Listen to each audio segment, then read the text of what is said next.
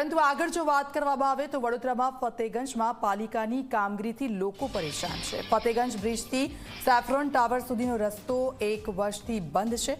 Road બંધ હોવાથી સ્થાનિકો અને વેપારીઓ પરેશાન છે। ડ્રેનેજ ગ્રેવિટી અને ટ્રંક લાઇન માટે આ રોડ ખોદ્યો છે। 9 કરોડના ખર્ચે પાલિકા તેની કામગીરી કરી રહી છે।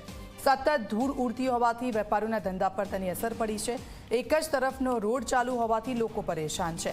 15 મે સુધીમાં કામગીરી પૂરી કરવાનો તંત્રનો દાવો છે।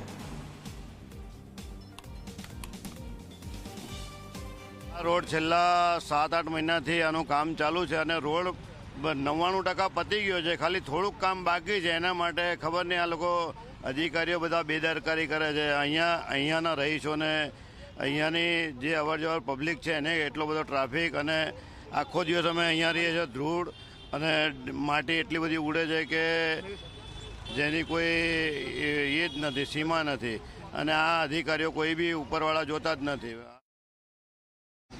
આ રોડ ફતેગંજ મેઇન રોડ છે, ચર્ચ રોડવાળું, 4-5 મહિનાથી બંધ છે અને ઘણી તકલીફ પડે છે। ટ્રાફિક જામ થાય છે, ગ્રાહકને તકલીફ પડે છે આવવા જવાની, પાર્કિંગ નહીં થતું, એટલે ઘણું બધી મુશ્કેલી છે અને આ બધું ઓલમોસ્ટ કામ પતી ગયું છે। ખાલી રોડ બનાવવાનું જ કામ જ બાકી છે। તો નિવેદન છે કે જલ્દી કામ પતી જાય તો રોડ ખુલ્લો થાય તો ગ્રાહકી આપણી થાય।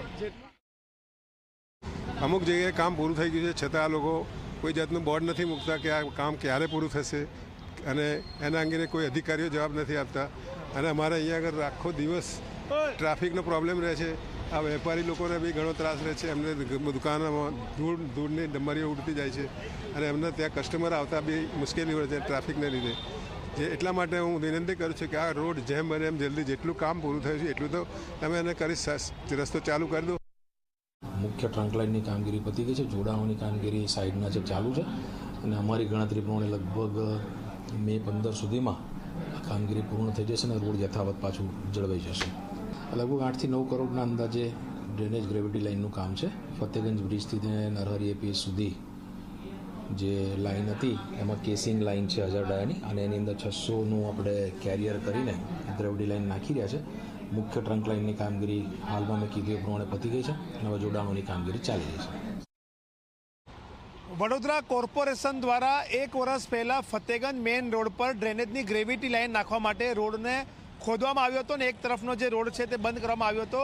આજે 1 વર્ષ જેટલો સમય થઈ ગયો છે છતાં પણ આ જે રોડ છે તે શરૂ નથી કરવામાં આવતો, જેના કારણે અહીંયાના જે વેપારીઓ છે, રહેણાંક લોકો છે તેઓ મુશ્કેલીનો સામનો કરી રહ્યા છે।